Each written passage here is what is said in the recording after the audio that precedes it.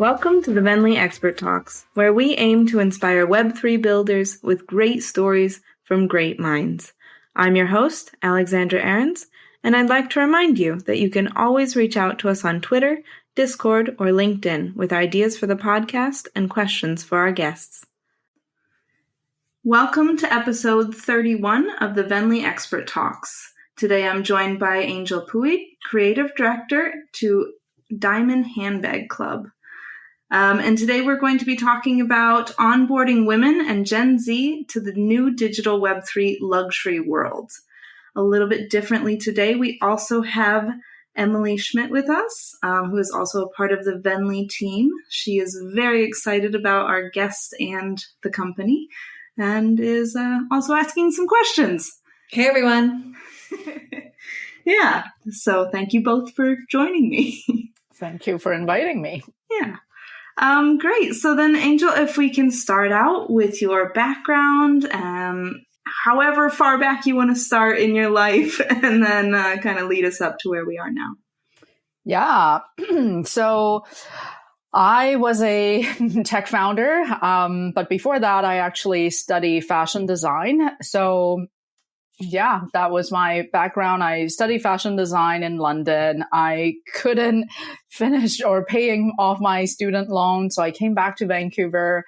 From there, I started sewing wedding dresses. That was the only haute couture I could find in Vancouver.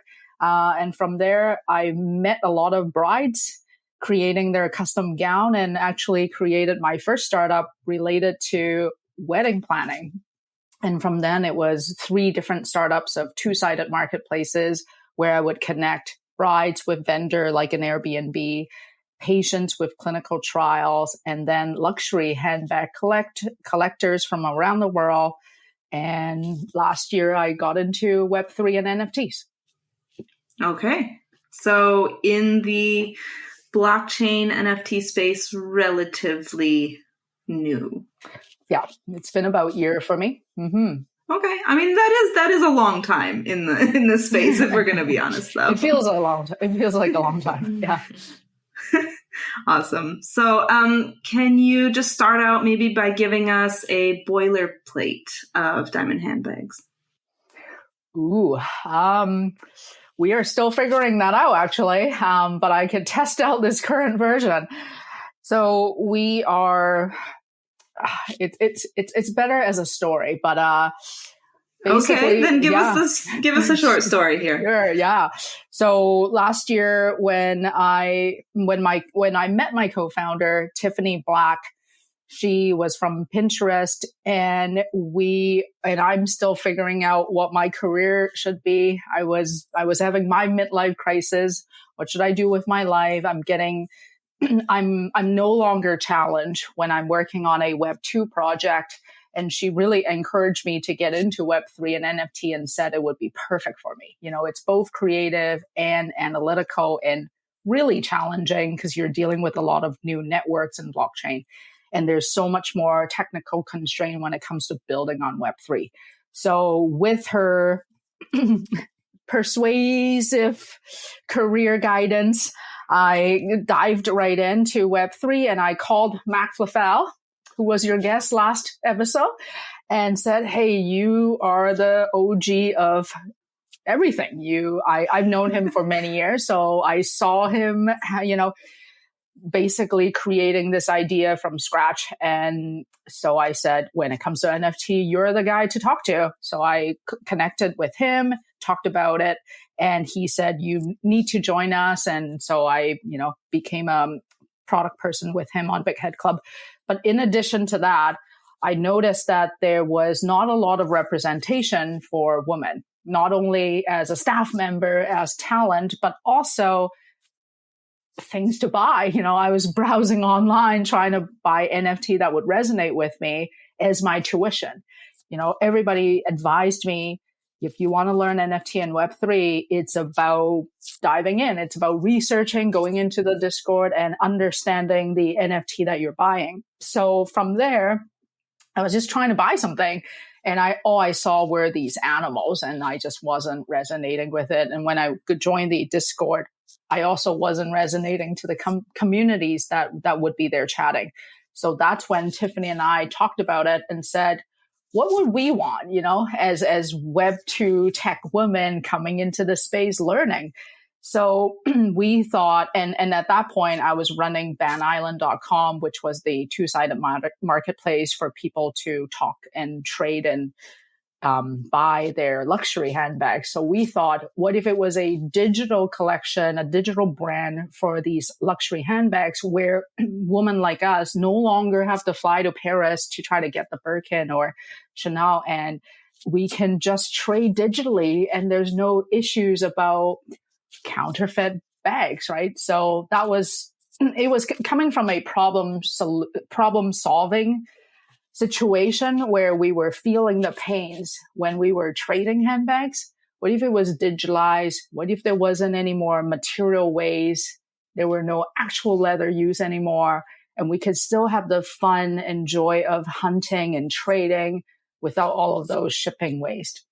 So it came from that, and that was what guided us to start Diamond Handbag, was a digital first luxury collectible brand for the next generation. Oh, there, the line came out.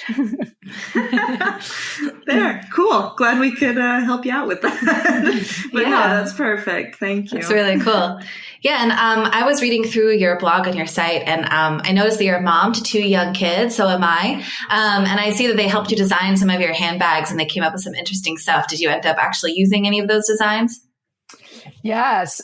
So we were Cool. thinking about the luxury bags and how to translate luxury for the next generation, which is difficult because next generation is thinking about something entirely different. They're not about logos. They're not about, something, they're about something else differently. So we thought, how do we translate luxury?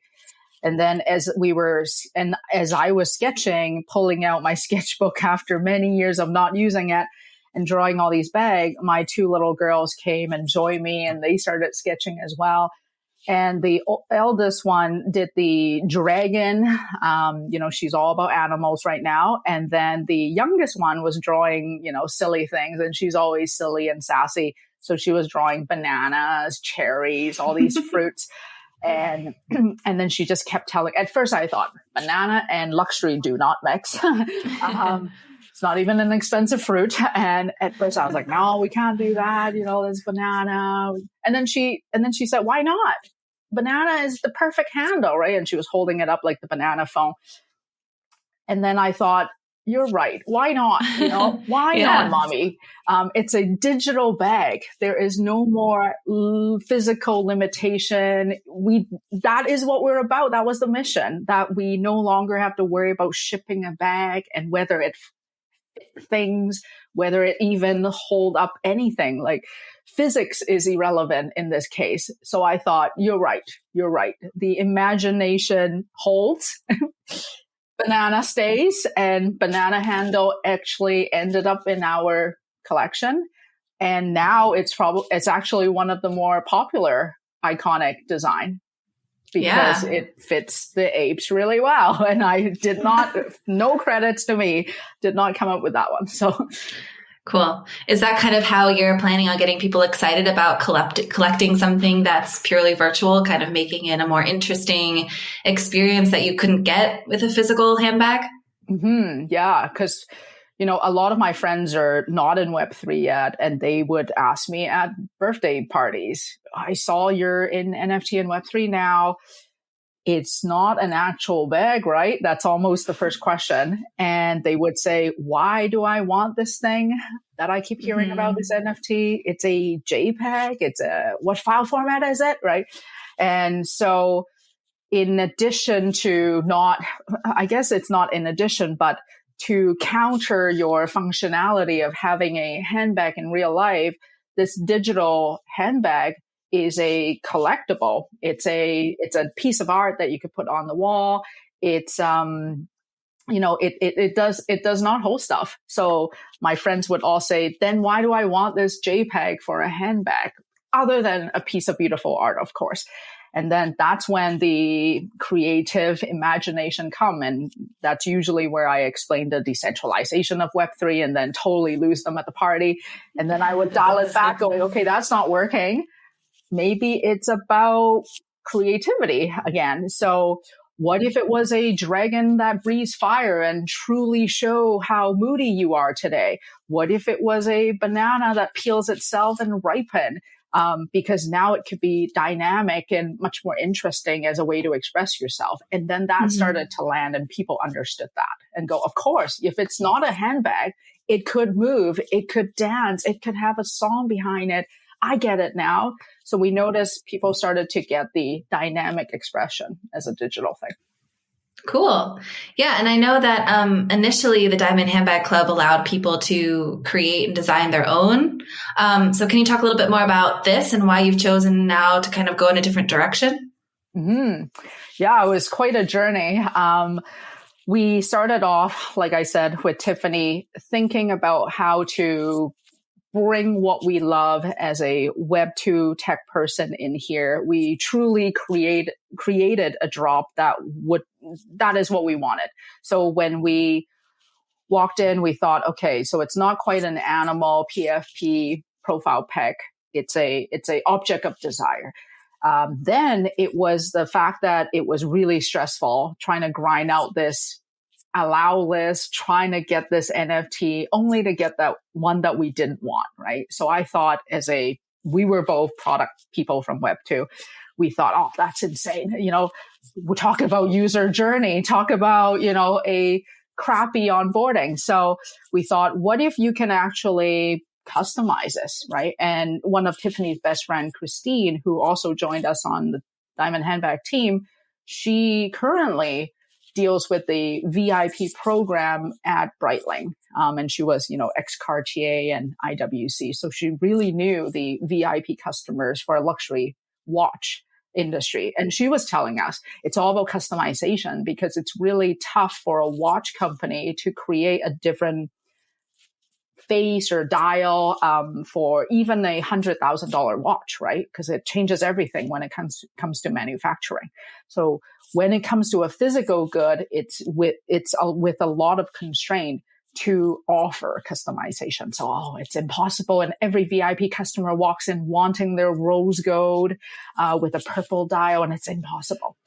So we thought again, as a product person, what if we could offer something a physical luxury watch couldn't offer? You can actually customize your handbag. You can actually customize your watch, right? And so for a while, that's what we thought was the value prop. And we did gain small following. People did come wanting to customize their own handbag. But I noticed that it wasn't growing super quickly. I would be amongst many other NFT drop on a Twitter space or podcast and noticed that a lot of people would gravitate toward other PFP drop rather than the customize your luxury bag. So I worked on a lot of product market fit when it comes to Web2. So then I noticed, hang on, we don't have product market fit. People are not coming to us. When it came to 100 guests that came into the Twitter space, they would all go toward other drops. So after that happening multiple times, I would stop them in their track at the end of a Twitter space. I would say, hey, what do you truly think about our drop? And at first people were super polite. Oh, that's great. Yeah, we like it. This is cool. Good for you. Tell us when you're minting, right? So the typical feedback. But then, of course, they're still not following us on Twitter or Discord. And of course, they never joined our allow list. So you could just tell they're not converting. So finally, one time I sat down and had dinner with my friends, Richard and Kenshi here in Vancouver, and they're quite prominent in the NFT space. And I said, you can tell me the truth. This is what I'm feeling. What's happening? And then they, like good, true startup friends, they told me, they said, well, the more you have created more value for your user.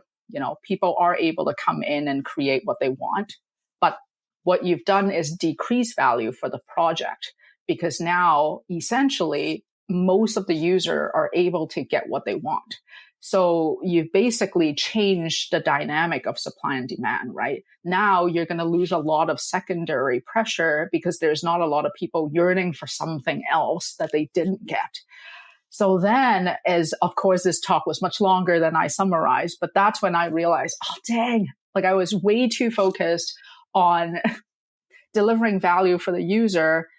And he said it quite well, and I'm probably butchering it here. Right. We are losing that secondary pressure, and therefore, so then we started to have to pivot. And that was in April when we thought, all right, we are not building a Web 2 product here. We can't use the same technique that we've done in Web 2 and just solve problems for user. We have to think about the whole project and its dynamic holistically, because in Web3, a lot of people are flipping, investing, speculating, and we need to have components for that too. So that's when we started to remove the customization aspect. We also upgraded the art to truly be a collectible art. And we also brought in these dynamic video like component for the dragon to breathe fire, for the dragon to have a bubble gum that it pops out. So yeah, we went through quite the pivot last month. That's really cool. How do you think the kind of utility and functionality works with the luxury aspect of your product? Yeah. Another tough questions we've had in many meetings, and yeah, it's a tough one. It's another tough line to blend. You know, when it comes to luxury, it's all about scarcity. You know, it's just something you have no access to or very little access to. But then you're offering utility and access, right? So, what I've noticed is just do things with balance. So we are still offering that scarcity, right? Everything is very luxurious in the sense of it being very exclusive. You are still waiting in a waiting room, getting your chance to get this bag. And you may get these bags, but you probably wouldn't, unfortunately, that is the part that we have to keep it luxurious and keep it desirable. And then the other part that we did put in though is that, you can open your bag. You can see when you own the bag, what luxury experiences and gifts that you get from a brand. So we have lots of great partnerships coming out that are providing these luxury experiences inside the bag for our holders. Also, like we said, a lot of my friends were talking about how can I use the bag? So apparently using is still a crossover that we have to keep. So that's when we started to look into Spark AR for a filter where you can actually take it to IG and TikTok and Snap, and you can actually have it in front of your reel and story and TikTok video and use it on the social media. Oh, that's really cool. No, I think that's really interesting. Yeah. I think that definitely plays in, especially with handbags, because part of it is showing it off, right? Like you want to show what you've got. So. Yeah, those were the two main things when we asked all the ladies that are currently collecting handbag. Two biggest main thing that you want to keep and translate when we, move everything digital. And they said, I want to use it, right? I don't want to just have it as, inside my trophy shelf, my case. I also want to look what's inside and, get some goodies, get some access to these fashionable, luxurious experience, because more than likely the reason why you collect our bag is because you love fashion. You want to form your collection. So, yeah. So those were the two things we kept.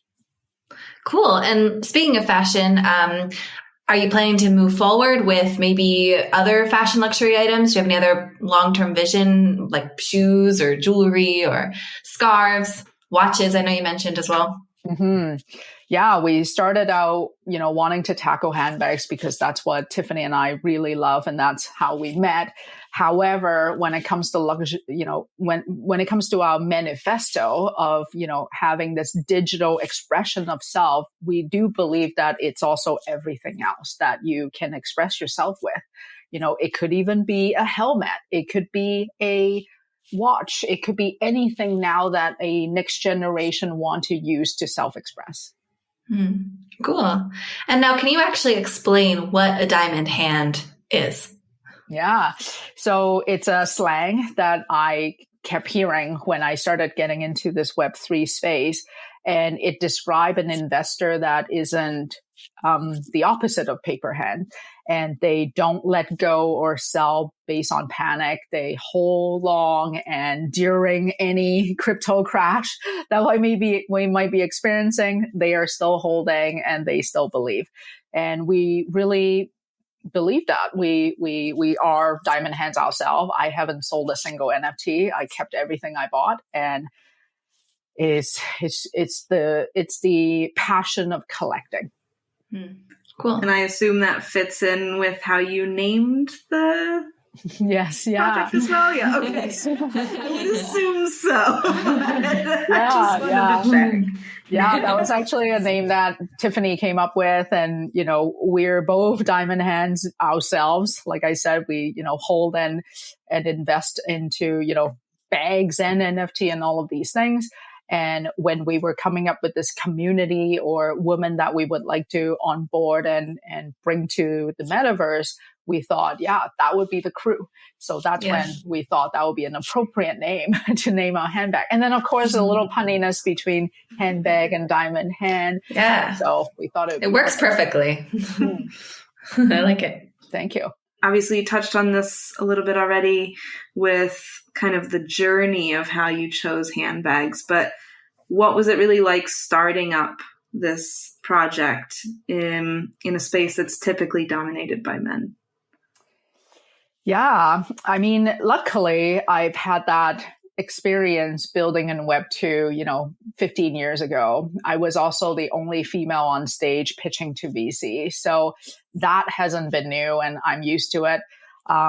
It has never, and when I was in high school, I was a really nerdy, computer science club and all of that. So I'm used to being in a room full of boys or guys or men. But it definitely showed up again when we arrived to Web3. And once again, the rooms are full of men. And when I go to conferences, is generally luckily it's all men's line up for bathroom now. and we just walk right in. That's a really good point. That would be the first benefit. But it has never fazed me. I've never used it as my advantage. I've just never had it affect me. I just thought, it doesn't matter whether you're male or female, you're building, you're creating, But we did want to focus on the fact that most women are intimidated and aren't here yet. And most women have not tried out Web3 or even have collected their first NFT. So that's what we're focusing on marketing wise or market opportunity wise. We see that a lot of women, why not? Like, why wouldn't we be into this as well? There lies an opportunity, right? It's about making them comfortable. It's about us. It's about making us comfortable and just being able to bring them in as well. Cool. Yeah. And we talked a little bit about this before, but your NFTs, they really create a crossover between the worlds of tech and fashion and art. Do you see this crossover as being a way to involve more people or more women and younger generations into the space? Yeah, I see my 2 daughters when I travel back to Asia. Every person, inside the MTR is looking at their phone, playing a game, right? I just see this digital age, this digital space not going anywhere, right? My kids probably spend more time in their Roblox and Minecraft world than, we try to balance it. We're like, no, screen time's over. It's time to go to the playground. But that world is taking over, right? If we didn't stop her, she'd be still on the iPad for another 2 hours. And when we were living in COVID times in the last 2 years, I probably spend more time on IG and Twitter than actually seeing my friends. So staying on the internet or being in the quote unquote metaverse, it's here to stay. So why wouldn't we get comfortable with how we express ourselves, what outfit our avatar is wearing? Why wouldn't we be starting to collect these things that other men are talking about that they're collecting in NFT? So yeah, I truly think it's about education. It's about putting in the effort to onboard us. It's about creating product that women would like. It's about making this, this infrastructure, this community, this space for us to love what we're learning, and therefore we learn, and therefore we get hooked and now feel like we belong to a club with other collectors. I think that's our mission. In your opinion, then, would you say that kind of the biggest hurdle at this point is having that thing that you connect to? So like for you, the making the handbags available was really what kind of gets you into it. So that's the big hurdle, or is there something else kind of standing in the way?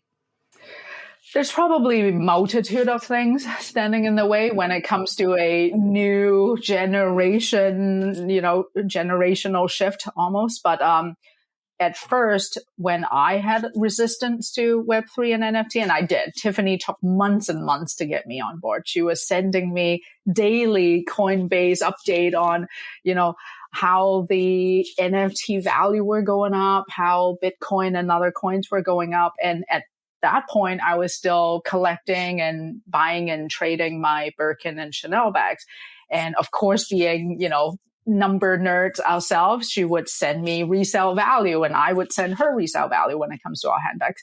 And she would be like, look, you only made 18% profit margin here. Look at this NFT. We're at 300%, right? Wow, so all of a sudden she's winning the argument with asymmetric risk. How when it came to Web3 and NFT, it was just much greater return for the effort that I was putting in. Which was a very good friend to always look out for how much time you're spending on something and how much value you're creating for yourself. So I am thankful for her persistence. But I just didn't find anything that I could create that habit with, right? Like everyone said, it's about that 30 days habit. It's about feeling like you belong to something and then having friends around you to talk about a mutual topic. So I'm like, how do I get into Web3? Do I just read these white paper? Do I walk into a room? Do I say I've arrived? I'm in Web3? So that was what was missing. Like we needed that crew, like I was mentioning. We needed to feel like, oh, it's about collecting handbag. I already know that and have been doing it for years. Oh, it's about handbag. I love the look of it. I love what I'm buying. I love what I'm trading. So our hypothesis is just if we can tell women that you already know what to do. You're already trading Birkins and Chanel bags for the last 5 to 10 years. Floor price, flipping. They may be all lingos and terms, but you've actually been doing that for years. And look, you love handbags. Let's get you a digital handbag. Welcome to the club. We have 10,000 other women who love what you love. And why don't we do our first trade? What color would you like your handbag? Oh, you didn't get the black on black dragon. She does. How about you two talking? I think that's onboarding that a woman would love. A woman that loves handbag would love and go, okay, I understand what you're trying to do now. I understand trading. I understand pursuing the perfect handbag for me. And I got the gold one. She got the black one. Let's mix. So we're wanting to incorporate all these behavior that they already know for years and years to bring them then to the digital world and just kind of blur and minimize the overwhelming parts. That way before they know it, they're already trading with new friends going, oh yeah, this is easy. I understand what to do. This is intuitive, right? So, yeah. Yeah. So it's really that crossover between the physical and the digital. Yeah. Cool. That's awesome. I have a particular question because, I'm a mom, as I mentioned, of 2 kids as well. So I'm interested in how you think we can get more working parents into the space. can the metaverse help onboard more women, more parents, but especially more women into the tech space and give more freedom to parents? Ooh, yeah. Yeah, it's a big question. I know. It's actually been really tough as a parent of two young kids like you, getting into NFT, because this world is nonstop, and it's global, right? So when it came to our Web2 job, it was, wow, we worked at startup and they're never actually 9 to 5. There still is quite a schedule, right? Maybe it's 8 to 6 with a call or two on the weekends and evenings, but it's very manageable. There is quality time with the kids. When it came to NFTs, at least the way I dive right in, it was 23 different Discord channel. They are chatting nonstop, 24/7. There are people from Asia and India and Europe that would ping you any time of the day. And when it came to Twitter, it was nonstop. And you just felt almost compelled to always be on to, there's another mention, there's another DM, and you're constantly answering. And you couldn't fit into your time zone anymore, right? You couldn't say, oh, hey, my day ends at 5:30 my time, which I know you just messaged me. Why don't I take a whole day to reply? So it wasn't my style. I was always quick to respond. So then I ended up just being on the phone all the time. And when we started our own Discord channel, it was even worse, right? People expect founders to be there all the time. They want you to be there all the time, and you're building and have two kids and it's COVID. It's like, I'm barely able to do my job, let alone, also be chatting. So I think as a parent of two kids, it's super difficult. I don't know how other parents do it. I would love to know. That's very interesting. Yeah. I feel like it would, for me, I mean, I'm not quite as, I think, involved in it as you are, but I kind of like the idea of things being more flexible. And, if it's all online, you can work from home, but definitely have to kind of find, not blur that line too much. For sure. Yeah. I think when it came to Web2, there was a saying where, 10% of people are creator, 90% of people consumes the content. So if you are someone who's consuming the content, buying the NFT as a participant, I do think Web3 and this world of being remote could be quite convenient. You now have global access without having to fly there, right? You now can do a lot more conferences that are online without having to, drop your kids off at grandparents and fly off. Whereas if you are the 10% of creator, though, that's when your job is actually much harder. You're now creating content for multiple channels when people seem to be, there's a bit of ADHD, when it comes to Discord. It's highly inefficient. Like you have to post it multiple times for people to see it. It's just not like here, I post one notion, everybody saw it, see you later. When it comes to Discord, it was like post, and the questions still come when you just answered it 5 seconds ago and they still asked it, and you're like, refer to the last message, please, right? So, when it comes to a creator, it's much harder. So kind of along the same lines, so whether in a working role as a creator or as a participant, what are some tips that you would specifically give women to help them break into Web3? Yeah, I got a ton of great advice, so I'm going to share those as well. And perfect. A lot of friends have sent me influencers on Twitter that I should follow. So that was my first step, was just to get this list of people that create great content. And then I just follow. There were a lot of scams and, fraudulent people. So having a great list of reliable influencers were great, because you just don't know what you're hearing, whether it's true or not, right? And that was one of, lots of learnings that I learned in the past, was just when it came to Web2, the scams were starting to come and, the IG scams. But when it comes to Web3, literally every link, you should look at it as a scam. If you don't know that person, any DM you get, see it as a scam. And that was a great feedback I got. Therefore, I always wait for a recommendation when it comes to an NFT drop or an influencer to follow. Just know that this person is legit, because when you're in the beginning, you just don't know. And then from there, for me, especially, I'm a builder. I build to learn. So that's when I joined Mack to learn to build NFT drops with him, advise company on NFTs and hear about all those great advices. And that's how I learn. And then when I really started building my own, and that's when you truly learn all the stuff that nobody teaches you, right? Like the pivot we had, right? You just start to, they call it the streets of hard knocks. When you're doing your own startup, you just go, crap, that was wrong. And we wasted 2 months and now we know, right? So, and a lot of networking, women are really supportive to one another. We know we're the minority in this space, so we stick together. So there are lots of great community and groups to join where people actually help you and say, here, let me connect you to so-and-so. So those are all great things that I did to learn. Yeah, that's kind of my next question as well, was if there were any networking tips specifically to women out there who are interested in entering the space. Mm-hmm.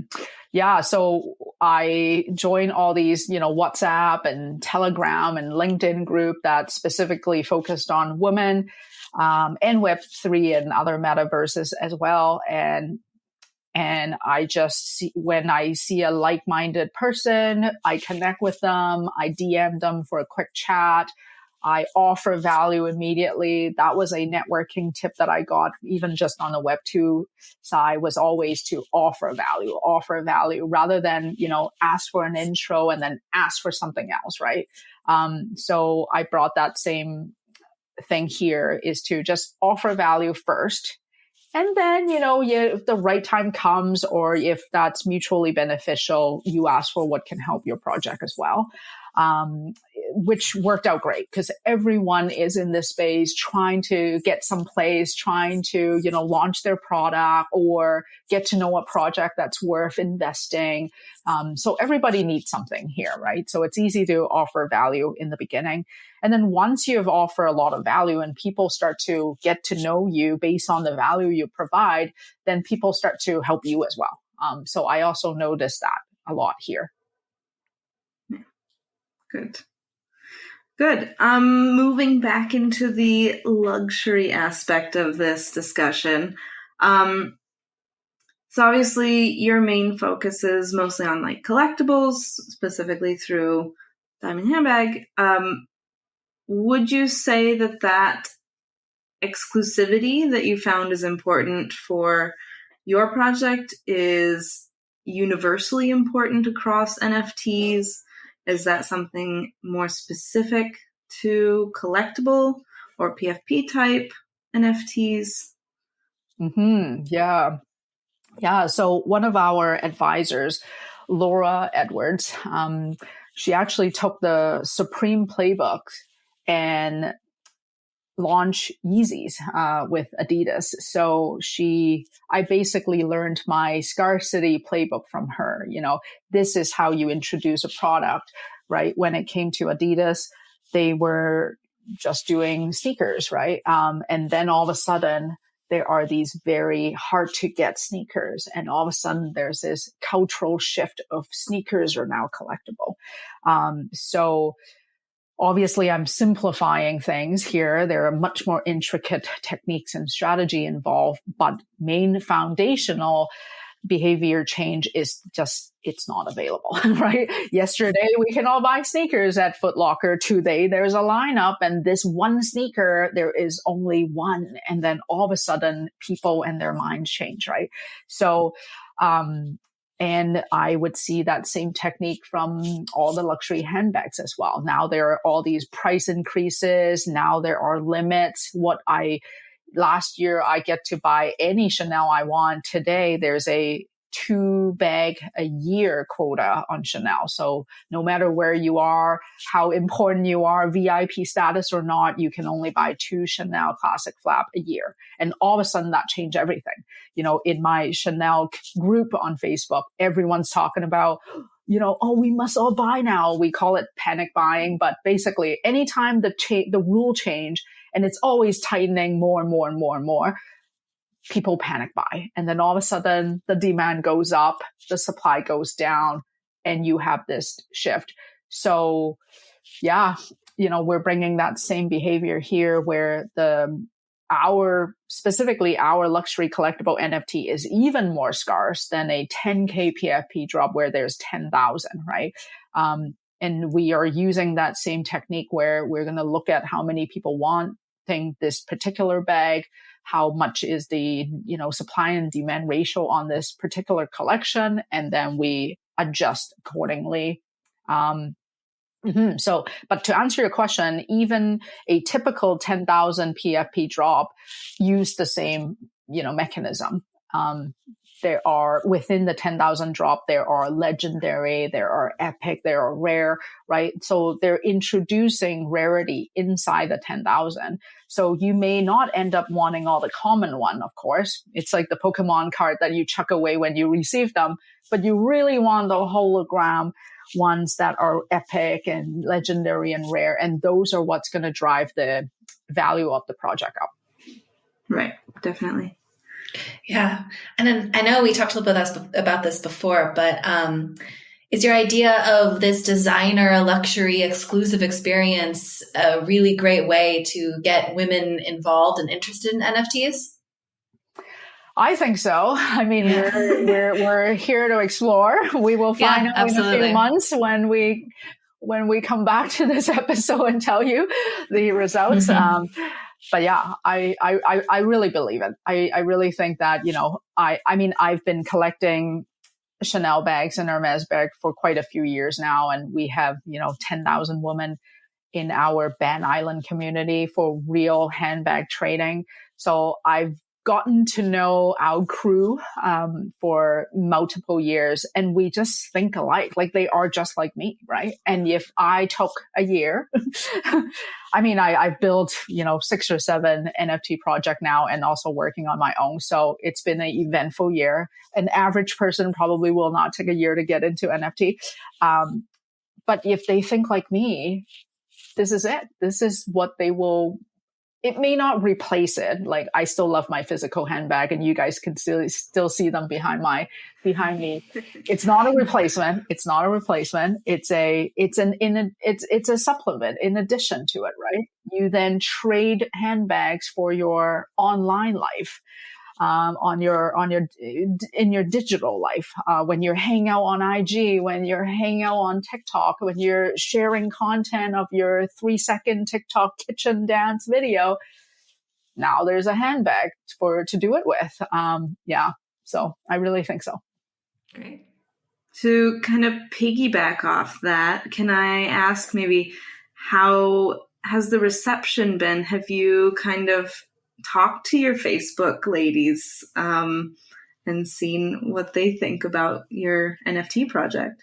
Mm-hmm. Yeah. So luckily I have them in close contact, and I've been A/B testing on them weekly. So I sent our newest design, the 3D handbags that you see on our website right now. And yeah, they've loved it. A lot of them kept saying, oh man, you need to make physical bags of these. So I'm starting to get a lot of requests where they now love the look of the handbags and actually want us to produce physical bag. Not quite the reception we were hoping for. We were of course hoping for, great, what's the MetaMask wallet? How do we buy one? But at least, they love the look of it, which is the art part that we are going for. And then secondly, we are going to partner up with paper.xyz and start to offer credit card payment versus just a MetaMask traditional wallet. So that should help the second part of the barrier where people have to figure out a wallet and the ETH transfer. Now they would be able to pay by credit card.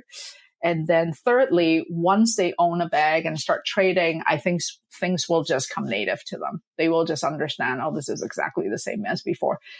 At least even more convenient because a user is just right there. The profile is there. Here's how I trade, and, the escrow of payment, wire transfer are no more. Now there is just this easy payment transfer between two people to buy a handbag.